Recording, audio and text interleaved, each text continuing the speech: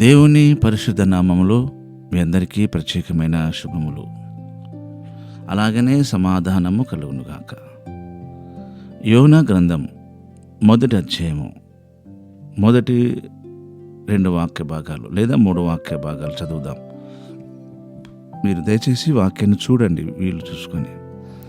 యెహోవా వాక్కు అమిత్తయి కుమారుడైన యోనాకు ప్రత్యక్షమై ఇలాగ సెలవిచ్చెను.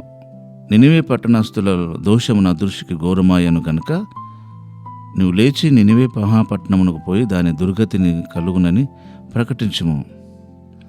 అయితే యెహోవా సన్నిధిలో నుండి తర్షీషు పట్టణమునకు పారిపోవాలని యోనా యొప్పేకి పోయి తర్షీషునకు పో ఒక ఓడను చూచి ప్రయాణమునకు కేవు ఇచ్చి యెహోవా సన్నిధిలో నిలవక ఓడ వారితో కూడి తర్షీషునకు పోవుటకు ఓడ ఎక్కెను. మీరు ఒకవేళ ఈ యోనా గురించి తెలియకున్న వాళ్ళైతే ఈ first chapter, second chapter, third chapter 4 అధ్యాయాలు ఉన్నాయి, అవన్నీ చదవండి. మీకు కంప్లీట్గా ఇన్ఫర్మేషన్ వస్తుంది యోనా గురించి. నేను కొన్ని విషయాలు మీకు ఎక్స్ప్లెనేషన్ చేస్తాను. దేవుడు నినివే పట్టణానికి వెళ్ళమంటే యోనా తర్షీషునకు వెళ్ళాడు. కారణం ఏంటంటే మనకి 4వ అధ్యాయంలో అర్థమవుతుంది ఆయన ఒపీనియన్, ఆయన ఉద్దేశ్యము. ఆ మాట చూద్దాం. 4వ అధ్యాయంలో యోనా దీన్ని చూసి బహు చింతాక్రాంతుడై కోపగించుకొని, యెహోవా, నేను నా దేశమందు ఉన్నప్పుడు లేదా దేశమందు ఉండగా ఇట్లు జరుగునని నేను అనుకుంటుని కదా, ఎట్లా జరుగునని అనుకుంటుని కదా. నినివే పట్టణస్థులు మారు మనసు పొందడం, వారి బ్రతుకును దిద్దుకోవడము, వారి ప్రవర్తనను మార్చుకొని దేవుని వైపు తిరగడము యోనాకు ఏమాత్రం ఇష్టం లేదనే విషయాన్ని మనకి 4వ అధ్యాయం మొదటి వాక్యం తెలియజేస్తుంది. మొదటి అధ్యాయము మొదటి 2-3 వాక్యాల్లో కూడా ఆయన ఒపీనియన్ అదే. ఎందుకు నినివే పట్టణానికి వెళ్ళలేకపోయాడంటే, ఈయన నినివే పట్టణానికి వెళ్ళి వారి దుర్గతిని ప్రకటిస్తే వాళ్ళు చేంజ్ అవుతారు, అది చేంజ్ కావడం ఆయనకి ఇష్టం లేదు. అదే 3వ అధ్యాయంలో జరిగింది. 3వ అధ్యాయంలో ఆ నినివే పట్టణానికి వెళ్ళి అక్కడ ప్రకటన చేయగా అక్కడ అందరూ కూడా చేంజ్ అయినట్లు రాయబడ్డది.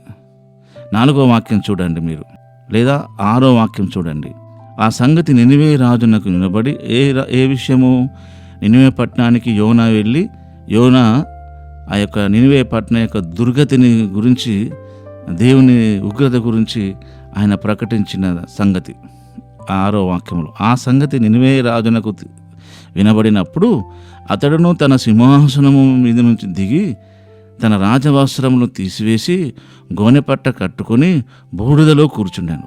మరియు రాజైన తానును ఆయన మంత్రులను ఆజ్ఞ ఇయ్యగా, ఒకవేళ దేవుడు మనసు తిప్పుకొని పశ్చాత్తాపతుడై మనము లయము కాకుండా తన కోపాగ్నిని చలార్చుకును గనుక మనం ఏదీ పుచ్చుకొనకుండా పశువులు కానీ, ఎద్దులు కానీ, గొర్రెలు కానీ మేత మేయకూడదు, నీళ్లు తాగకూడదు. మనుషులందరూ తమ తమ దుర్మార్గము విడిచి తాము చేయు బలాత్కారమును మానివేయవలను. మనుషులేమి పశువులేమి సమస్తమును గోనపట్ట కట్టుకునవలను. జనులు మనస్ఫూర్తిగా దేవుని వేడుకొనవలను అని దూతలు నినివే పట్టణములో చాటించి ప్రకటన చేసిరి.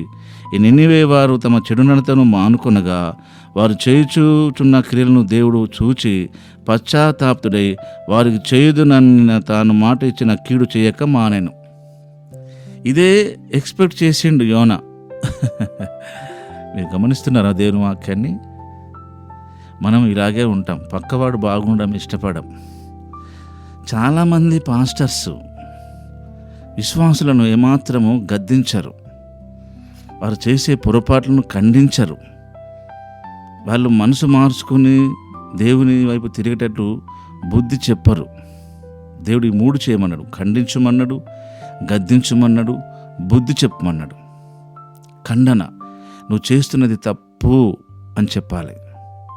విశ్వాసులకు, పాస్టర్గా, తల్లిదండ్రులు పిల్లలకు, తోటి విశ్వాసులకు, తోటి సహోదరి సహోదరులంగా మనం అలా చెప్పడం దేవునికి ఎంతో ఇష్టం.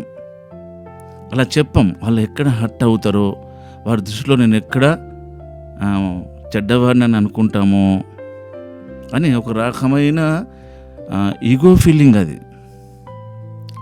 దాని మూలంగా పక్కవాడు చెడిపోయినా కూడా చూస్తూ ఉంటాం. ఈ యోనాలాగా అది మనకు తెలియకుండా మనకు చాలా ఇష్టం. అది ఆడెక్కడ మనసు మార్చుకొని నాకంటే ఎక్కువగా స్పిరిచువల్గా దిగుతాడో అన్న తెలియని ఒక పైశాచికమైన ప్రక్రియ. అది పైశాచికమన్న ఈ విషయాన్ని గమనించండి మీరు. అవును, దుష్టుడు అలాగే చేస్తాడు.